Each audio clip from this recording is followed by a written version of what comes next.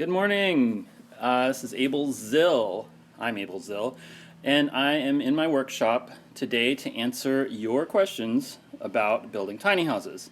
Happy holidays. It is December 26th.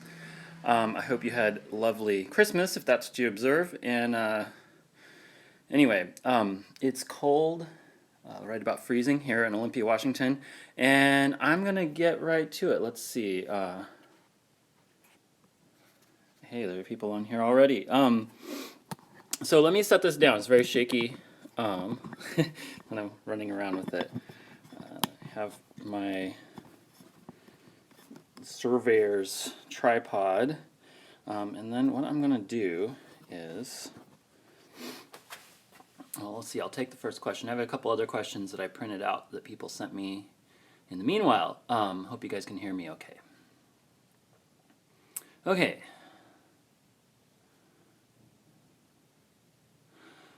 Planet Strong writes, I see tiny houses as a great help to the disabled community and their caregivers. I have a daughter who is disabled and wondering how much money do I need to manifest to make this happen.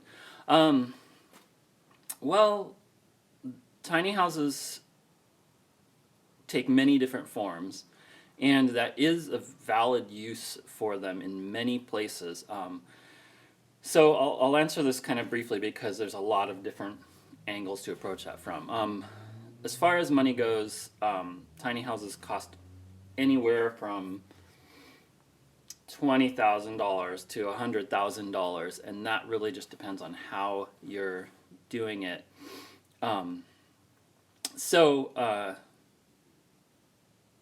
Whether you're getting a permit, building it on a foundation, if you're building it on wheels, those are you're able to have and use those in most places. Occasionally, like a neighborhood ordinance or like a neighborhood association can make that difficult. But again, that's kind of a complex question, so I need to know a little bit more to answer in more detail. Anyway, my main focus here is building. First thing I'm going to do is build. I'll swing the camera around my workbench, and I'm going to build a holder for this little thing that I have for my phone that will make it more stable for you guys. So let me turn the camera around. Looks like I'm getting a good broadcast this morning. That's great. Had trouble with that in the past, and I'm gonna pardon the video here while I get swiveled around. Okay, there is my workbench. It's only one of my workbenches. I actually have like 3 or 4 of them. Okay, like I said, this is going to be better after I fix this phone holder. But for now, we're going to do it this way. Okay. You guys see me all right? All right. Well, so this is the object I need to park. Tell you what, I'm going to go get my questions that I printed for myself. So hang tight for just a moment. Well, let me just take you with me. Okay, here we go. First, we open the door.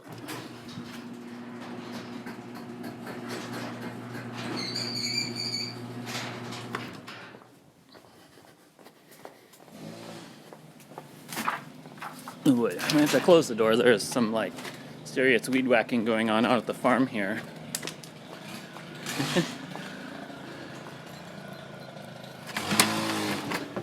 Okay, and here we go. Oh, here they are. All right. Thanks for the aside.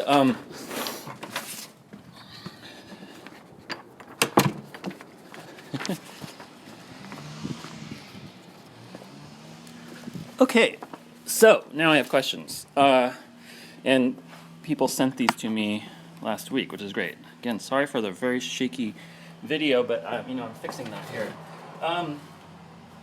I'm going to put the door down to close out some noise, so be right back.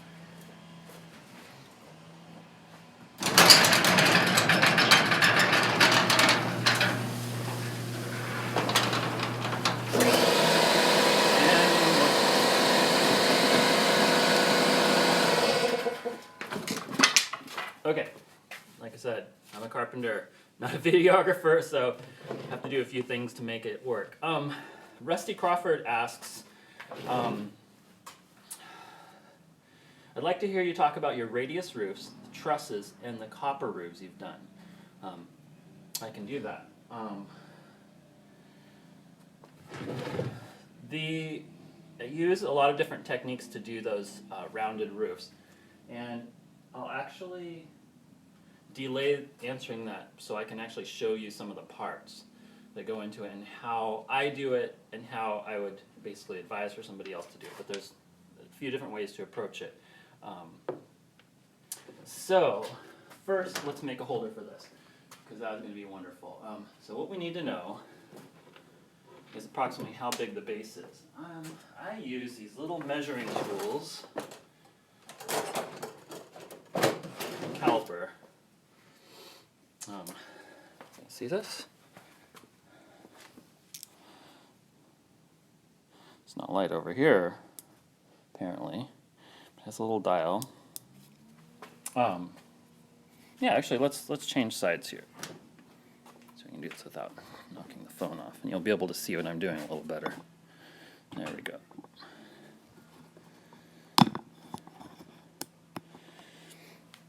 Okay, that's better. That is a caliper, and it has a little dial. That's 1 inch. Well, it's close to an inch. Anyway, I use these extensively. You don't need them for like framing walls, but to do like window building and stuff like that, you really need to know a little closer than a tape measure. So let's see, we're 1.3 inches wide and 1.7 inches that way. So my guess is if I drill a 1 5/8 inch hole, I can kind of edit it a little bit and jam this thing into it. So now we need a block of wood that will hold this up. That's plenty. And we need a way to make a 1 5/8 inch hole. And the easiest way to do that is with a hole saw. Or maybe probably 1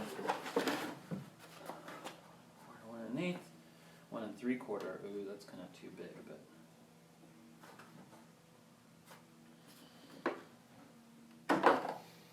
Here's 1 3/4. It's close. Okay, we'll leave that one out just in case we can't find 1 5/8.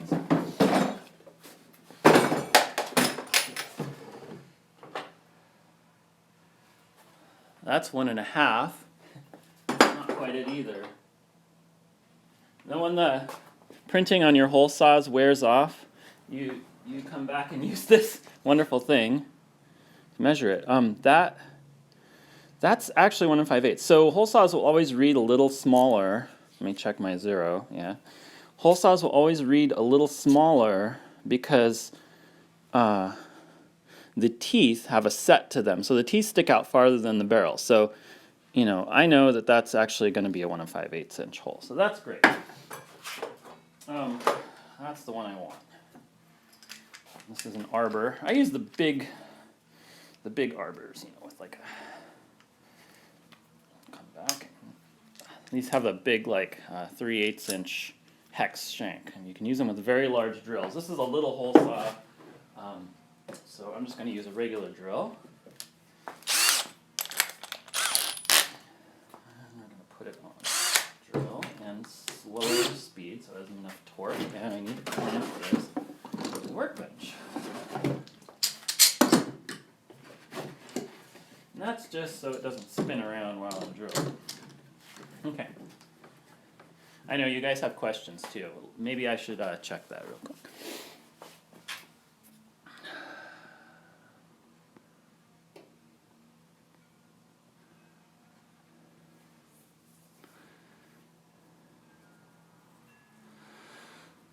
Okay, sorry, I'm just relocating here.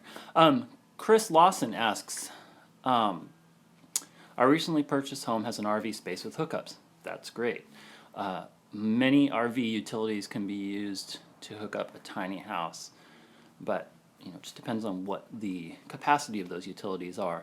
We're thinking of putting in a primarily stationary structure, but has the option to be moved. Thoughts? Well, my thoughts about that are, and I'm not the only authority. There's many other ways to do that, than I might know. But a structure that's primarily stationary that can be moved, I mean, that sounds like it could be a tiny house on wheels. It's one of the reasons people use them, because you can kind of park it there and site it, level it up on blocks or stands, and then if you ever do want to move it, it's already got axles on it. However, you can also build like a cabin or a tiny house on skids. What that basically means is that the floor structure, this is not on a trailer frame. The floor structure is stiff enough though to hold the house up and for it to be moved. So like a house that's going to be on a foundation, the floor structure doesn't have to.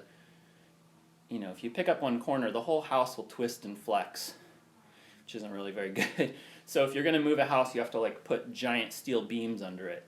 But a house with skids basically incorporates the stiffness of those steel beams. They could be wood beams for a smaller house, but as you get a little bigger and heavier, it's going to be a steel, like an I-beam. And, how big of an I-beam you need really just depends on, if I was building like say, for example, a 24-foot long tiny house that weighed 10,000 pounds, I would use like 2 steel beams to build a house on skids, so to speak.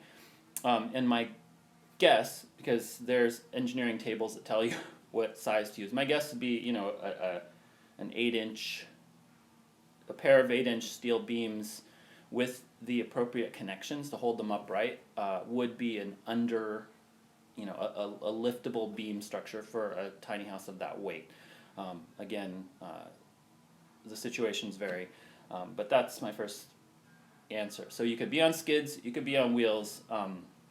Trailer frames are kind of spendy, as you might know if you've shot for them. They can be between like $4,500 and $6,000 for a brand new trailer frame for like a average kind of 20 to 24 to 26 foot tiny house. The price goes up when they get bigger and heavier duty. Okay, let's drill a hole. See, today I put you on a tripod instead of on the workbench, so when I pound on things, the camera doesn't jiggle all over.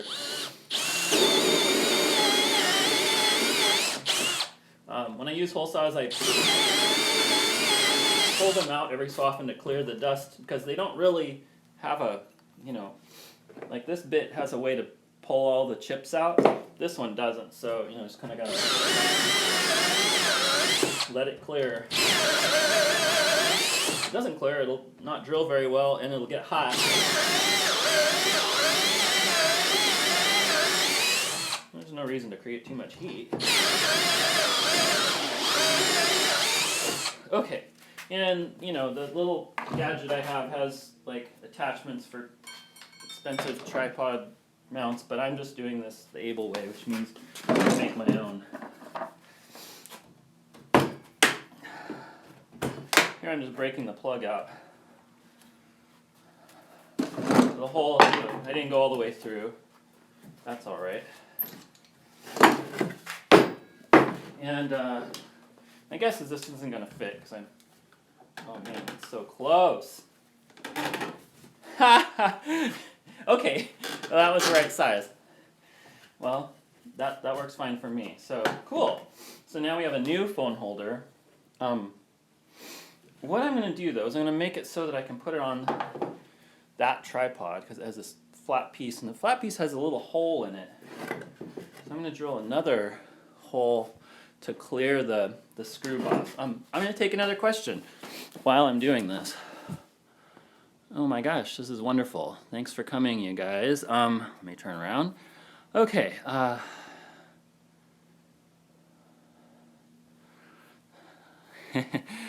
Can't hear the... So Chris Lawson also says, noise level's fine, can't hear the weed whacking. Thank you. I kind of appreciate those comments sometimes. Denise Sanabia says, your tiny house are fine works of art. That's flattering, and thank you. I try. I'm just a builder, really. But I do try to kind of, have a little fun with it. C.A.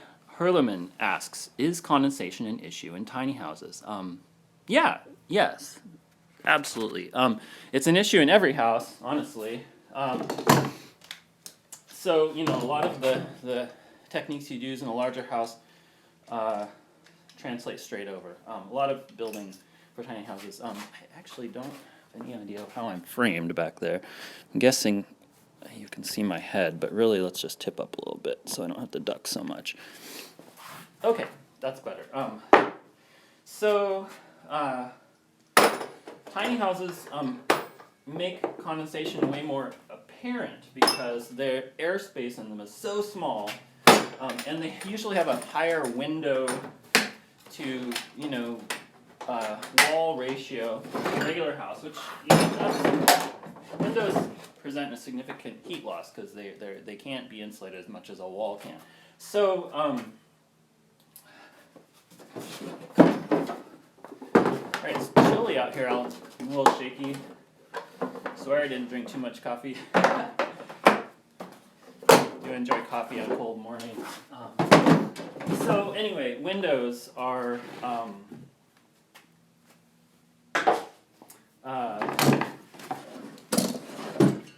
place where you will notice the condensation, because whatever is the least denominator of the insulation envelope, as far as like R value goes, that's where water vapor will condense, depending on how much is in the air inside the house. So without getting too complicated, yes, it's an issue. In practice, I always advise using a vapor barrier or addressing the vapor point in the walls. So if you have, say, plywood on the interior of your house, that can constitute a vapor barrier, because the plywood with the glue in between the sheets, you can see this, it creates a less permeable to liquid, not impermeable, but less permeable barrier. So that is, sorry, I'm kind of spinning out on my train of thought there. The vapor barrier prevents moisture from penetrating into the insulation and creating mold issues. So use a vapor barrier. It should be on the inside of the wall, inside between like your wall. And so if you aren't using plywood, people typically use something like visqueen or plastic. There are other materials as well. Otherwise, actively ventilating your house, whether you're using a fan or you crack a window, is the easiest way to let a little moisture out, especially when you, say, pour a bath or take a shower or cook for a while. You know, if you have a pot of chicken soup on, that'll fog up your house. Even just having 2 humans in your house will fog up the windows, because it's a tiny house, so that's kind of how it works. So, let's see. Here's my little block. I'm going to make another hole using a different drill. And then I'll figure out another question. I'll go look at another question.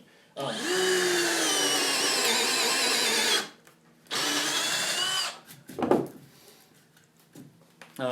going to get my own tool bag over here. There we go.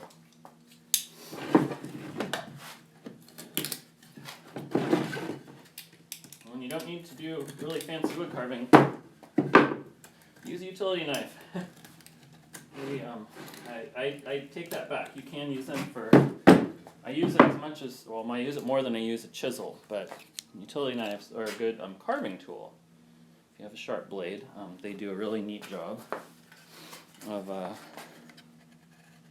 trimming wood, sharpening pencils, shaving.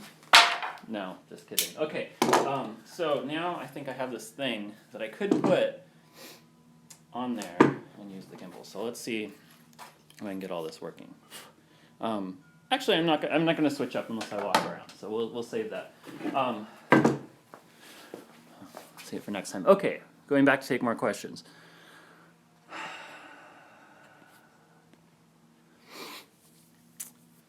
Hannah English asks, what do you think of using SIP panels for framing a tiny house on wheels?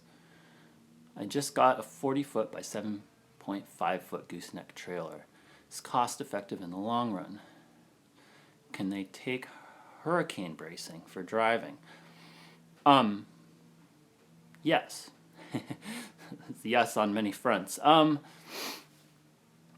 SIPs are wonderful. They can be a little costly, but they are wonderful. Yeah, let me get going on the gimbal here. I'll talk about SIPs while I get this set up. What I have to do is remove this other lens, put it in my pocket. Here's this wonderful little wide angle lens that I got for this kind of stuff. And then we are going to snitch the phone out of this holder, put it into this holder, and then if this thing wakes up, then there you are. Okay. Ah, look at that. Okay, now this is what these things do. This is a little, it's called a gimbal. Anyway, it's really fun. Holds my phone, and I can like move all around, and it's like floating through space. They're crazy little bits of technology. So, back to the SIPs question. 40-foot gooseneck trailer. SIPs are a little expensive, so you know, the benefit is you send them plans usually. The SIPs are usually made professional or commercially. You send them plans, and they will create SIPs for you. With the window holes. I'll show you like a piece of plywood here. They'll like cut the holes in the SIPs. This is not a SIP, but you can see, that's the idea. They cut the SIPs in the factory to the specs you want, and then send them to you on a truck. So it can speed your construction process, excepting this. SIPs have either utilities channels in them, or you have to use an external, like a conduit, to put your utilities in. So they can increase the time of a few other things depending on your experience with them.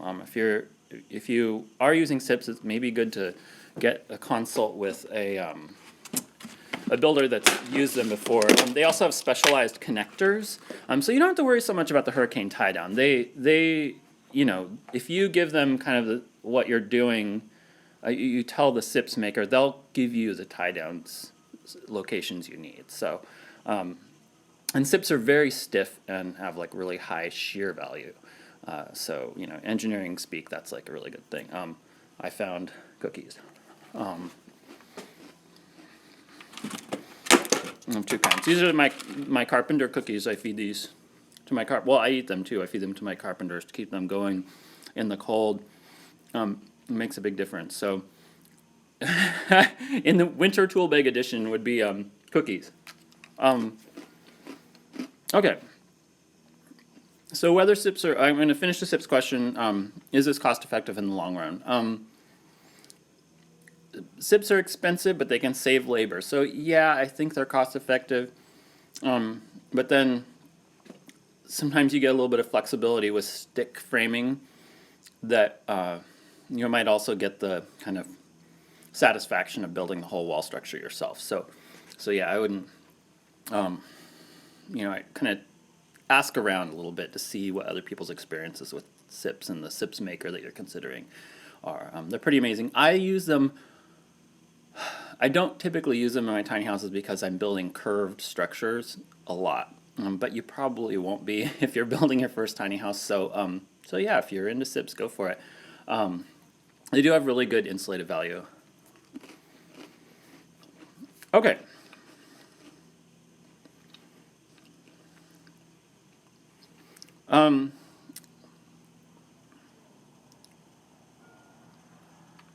Chris Lawson, if you could clarify this by commenting again. You said you had issues with HOAs for stationary structures.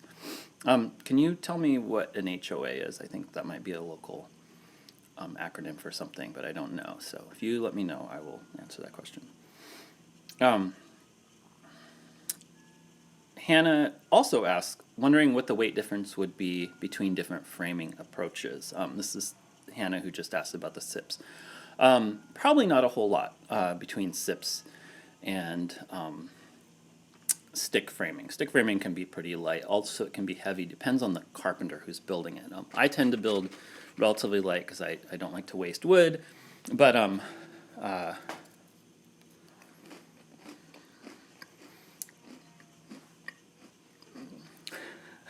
cookies. SIPs may save weight, may not. They're not a whole lot different from a stick built wall. Okay, next up, I'm going to take one of the questions that was sent to me. If you guys have questions, you're always welcome to send them when I'm not. You can send them in the comments of the previous Ask Zil live YouTube thing.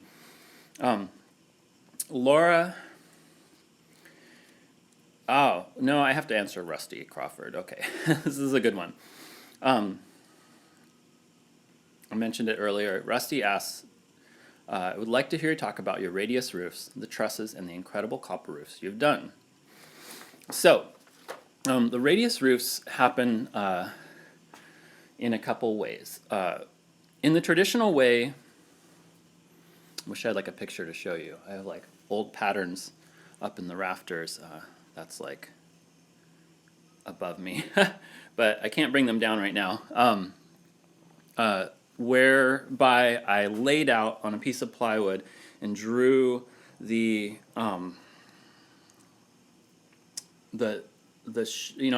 pulled from the plans and laid out full size the shapes of the rafters, and you can even extrapolate like raked rafters and stuff. It's a boat building technique, and then I would trace the lines to get the curves right and make patterns off of those, and then I jigsaw all these rafters up to make curved roofs. Of course, I use a more modern technique now, which you probably won't use if you're building for the first time, where I use I design on the computer, and I use this CNC table to cut my curved rafters, in addition to a whole bunch of other things that I build. But that's just because I love it, and it's a great creative tool, but I can, I build with it all the time, so I can kind of afford to keep one. They're very expensive.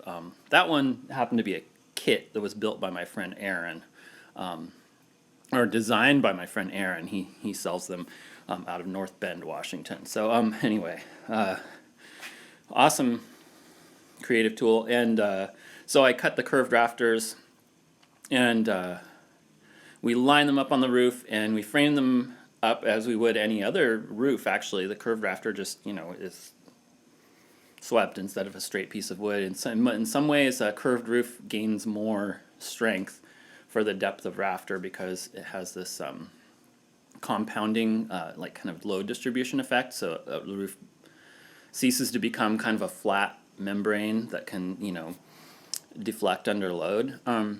So you get an advantage by making a curved roof, but again, they aren't easy. And then we wrap plywood over it. So I usually use like a 1/2 inch or sometimes a 3/8 and sheathe the roof, and it becomes very strong at that point. Again, I don't frame totally traditionally, so if you're looking at my pictures, don't necessarily copy. I'm using a specialized technique that I invented. So, but if you're building on the table, you can figure out the dimensions for the framing pieces you want. We cut rafters out of. Here I have a stack of. Show you some of the lumber I use. I can turn it around. I keep a stack of, these are 2x10s, a stack of 2x12 lumber around, and we use them to cut the rafters for our houses. I don't have any sitting around because they're all in the houses that are out there in the world. But I'm starting a new house. I just started another one that's kind of similar to the Pinafore, and I'll get some good pictures of the raftering process for that. So anyway, so then you also asked about the copper roofs, and that's just it's just a flat lock sheet metal. I mean, I do use copper specific techniques, but basically it's like flat lock sheet metal work. You can do it with steel. You can do it with, I guess you could do it with aluminum if you had it around, but I don't like to roof with straight aluminum. It's brittler. It's more brittle, so you can't work it the same way. Some steel is brittle the way it's made. Sorry, I'm just kind of like hanging out. And basically, I'm trying to block the light from shining in the back of the camera, or shining behind, like that light right there. Look, I can just hold my hand up. So let's just do some more questions. Back to Hannah English, she asked about the walls, SIPs, and she asked, what's shear value? Shear value refers to the ability of a wall to, let's see if I can actually, be a little more descriptive about this.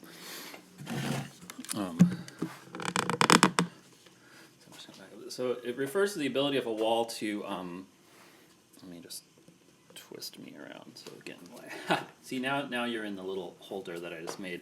A wall framing, if you just put a framed wall up, you can bend it this way and that way, and you can twist it. The wall, if you look at the wall in line, my fingers are the studs, it'll twist, and there's nothing to hold it where it is, no matter how many screws you put in it. In fact, the more you put beyond the certain number of fasteners, you actually can take away from the strength of the connection unless you're using specialized connections like legs or something. But framing is usually done with a pair of nails in 2x4 or 3 fasteners in 2x6. Anyway, so get back to the question of shear. So now looking at the studs on the side, the wall will move this way and that way. If you just put like siding boards on it, it does stiffen it up, but it can still move this way and that way with enough pressure against the structure. So people traditionally would use like a steel strap across the wall, or a board that's cut in, it takes a lot of time, a let-in board to triangulate the wall.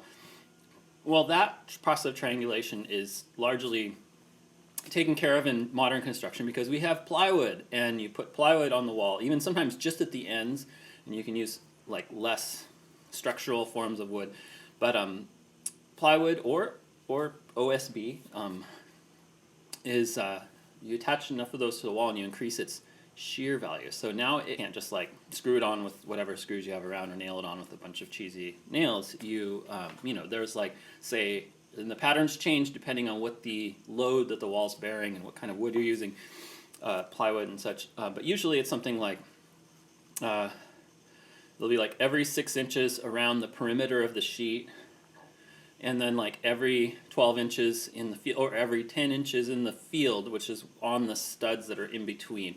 So those sort of connections increase the shear value of your wall. It's a very important thing.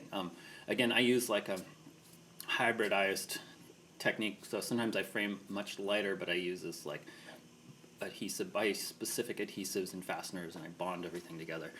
So I use curved structures, so I'm spreading out my point loads. Okay, that's another question too. I won't get into point loading.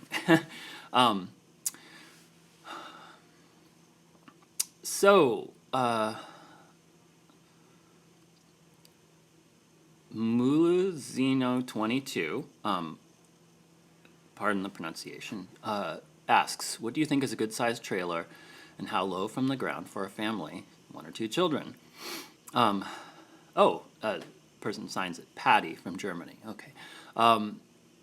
Hey, Patty in Germany. Good sized trailer, gosh, if there's more than one person living in a tiny house, if you can people have lived in all kinds of different space, but if you can manage it, get to like 24 feet and up. Again, as you go really large, if you were like going straight for like 40-foot trailer, houses become rather tubular, like a little train car. So aesthetically, like I don't like that as much as a builder, but everybody has their own style. It doesn't mean you can't do a 40-foot long tiny house, but the structural concerns increase as you go longer because this thing that you're putting on wheels and is moving around. If you're building tiny house, if you're building on a foundation, build it however long you want because you're just going to build more foundation, and that's great. If you're building on a trailer, keeping it a little shorter can help structural concerns a lot. So maybe don't go wider. At least in North America, where I am, I'm building a 10.5 foot wide tiny house. Is like no problem. You get the cheap permit to pull it. If you're not moving it very often, that's easy. If you're going to be like traveling all over, then keep it within the 8.5 feet width. But anyway, but bigger if you if you're going to try to put a family in it, or you can have two. You can have a bedroom tiny house if you know if movable is your goal. I like to break it up, and that's my preference anyway. People have various ideas. Just making something much huger is the way some people approach it, but I like the idea of breaking it up because it's easy to move around. It's reconfigurable. It's flexible. Anyway, so hope that helped.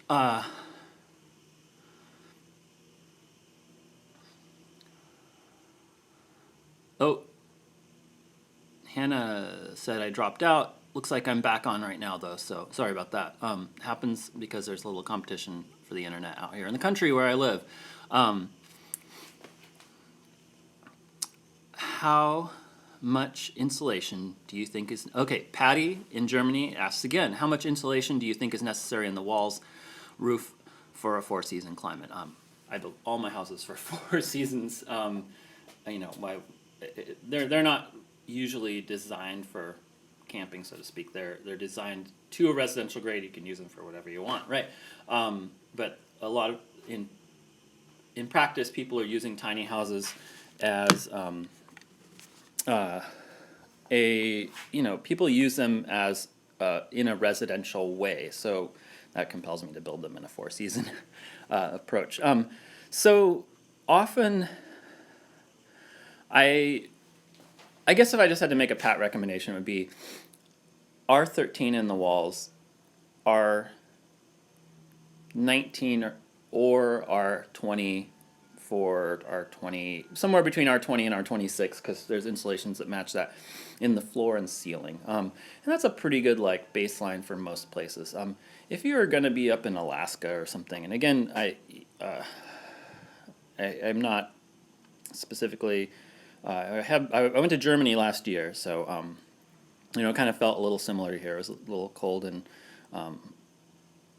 actually it was really nice when we were there. It was kind of sunny but cold. But I'm kind of guessing the climate's a little similar here, unless you're up in the mountains. So yeah, R13 in the U.S. way of thinking. That's like a 3.5 inches of insulation in the walls and more on the ceiling and floor, because you'll feel it more in those spots. Also because heat rises, more will escape through the ceiling if it's under insulated.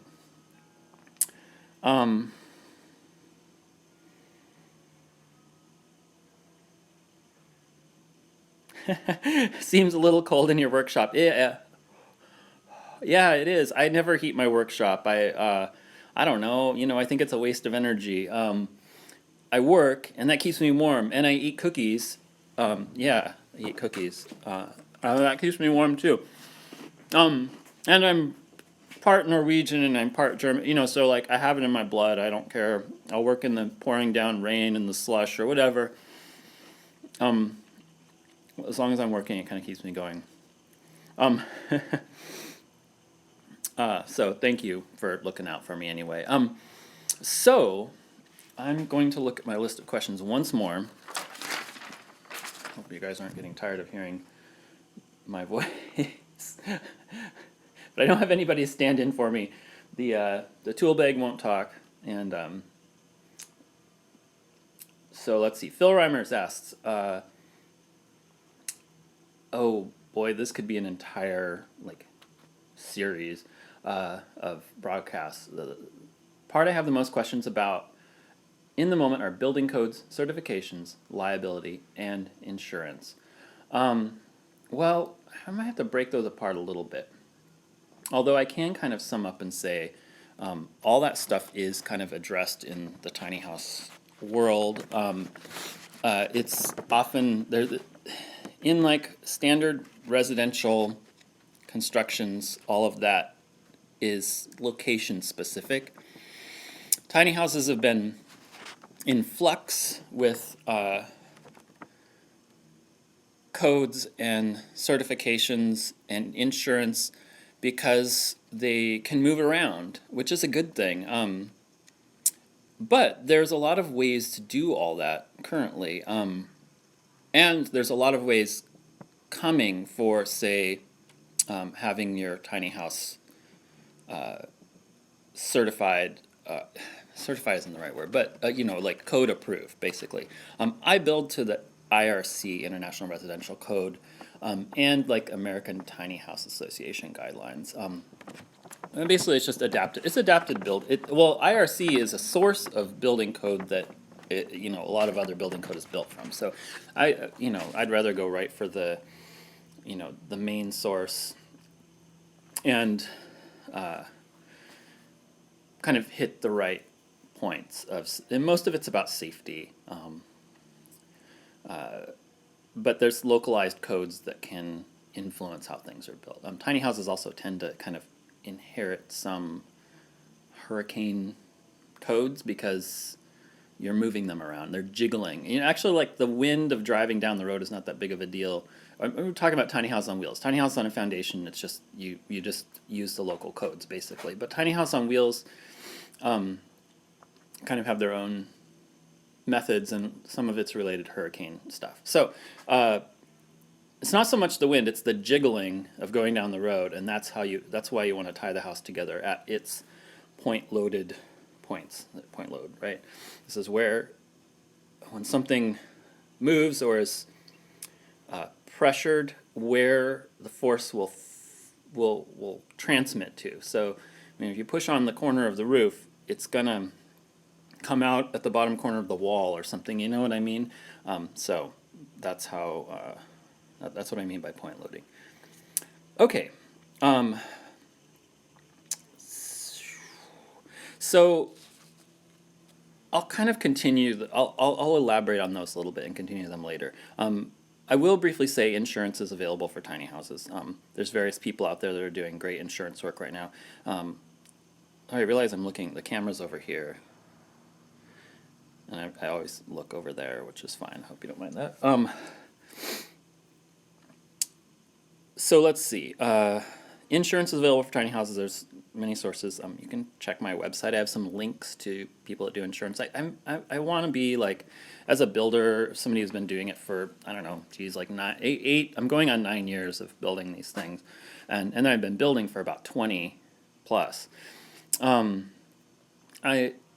I've seen a lot of things come and go, so I don't like anything that you might see on my website or something isn't specifically. I don't specifically recommend or disrecommend things or other businesses, if that makes sense. I'm interested in building really safe structures. I'm not interested in like being a schmoozy business person. So does that make sense? So I have some links to people that I've known that are fairly transparent about insurance and stuff, but I really don't have a lot because I don't tend to recommend businesses I don't implicitly know are like fair and human, basically. Doesn't mean there aren't other good ones out there. I just you won't hear a lot of like what do you call it, advertising from me. I just refuse to do it. We're not going to be advertising, but I will help people build and like get as good of a like living situation as possible. That's my main interest as a builder. So I'll cut that question off right now. We'll return to it. Maybe we could do like a whole Ask Zolive just about building codes and certifications and insurance and risks and stuff like that. Risks that you have having any structure. It's similar to having any kind of house, residential. Okay, so been on for a little while. I'm going to come back and answer a couple that came in here. C.J. Berg asks, is your shop open for visitors? Typically not. It's at my house. I live out in the country with my family. I have several kids, and I'm so busy building, it's really hard for me to field very many visitors, so I do occasionally meet with people and talk about building a tiny house or something, but I don't really have time to do visits per se. But again, this is one way my shop can be kind of open if you want to see what I'm up to, is by catching me on YouTube here. So yeah, but if you have a specific question or if you want to book me for a build, just give me a buzz and we'll figure it out. Again, you can go to my website, which is www.zilvardos.com, to kind of link to me in various ways. Again, it's not just me. I have 4 carpenters and one amazing administrative person who's helping me kind of build these tiny houses. I could not do this all alone, but chances are I'll be involved in everything that goes on around here, because that's just how I am. Well, let's see. The woman that asked about the, let's see, Patty in Germany asked one more question. How low can you go above the ground with a trailer? That's a great question. Trailers are about, 18 or 20 inches off the ground. How you build the floor can determine how high the doorstep is from the ground. So anyway, the lower the trailer, there's a way to go lower. It's called a drop axle. You get drop axles, and then basically the axle has a little elbow in it, and that will allow you to be a little closer to the ground. Drop axles are great, but when you have a 28-foot long thing to tow down the road, you don't really want it that close to the ground, because what happens is you'll pull out of some road or you go down a hill and your whole trailer can get stuck, like high-centered. So you could be like driving through the city and you could go down a hill and around a corner, and all of a sudden you'd be wedged and you'd have to hire some really beefy tow truck to yank your trailer off the road. So height is good for moving things around. But the drop axle trailers can be around 12 inches off the ground. And so I usually only do that on shorter builds, which, I don't know, I think it's really fun. It's nice because there's not as much of a step to get into the house. But a lot of my houses are actually higher because I tend to use a deck over trailer, which sits completely above the wheels. Some of my houses will be 30 inches off the ground, but doesn't seem to cause many problems. I build also a little higher than some other builders would. I build close to 14 feet because that's legal out in the western U.S. It's legal everywhere. You just have to get permits to go higher than that out east, or at least file a trip plan so you don't hit an overpass or something. C.A. Herleman asks, do you have to have permits or pass inspections? Permits, no. Building on the ground is where building permits come in. Inspections, yes. The first inspections that my structures pass are my own. I have a pretty intense inspection process, and usually I'm the one doing it. But it's to meet, because I'm a builder, and I'm registered with the various organizations that I work with, like the NFPA and ICC and such. I bring it to code for those, and then there are also some third-party inspection systems that can be used if you want to say have it seen as an RV. I don't do that as often, but it's possible, and mostly I'm doing documentation so that it meets their criteria. So yeah, that's a form of inspection.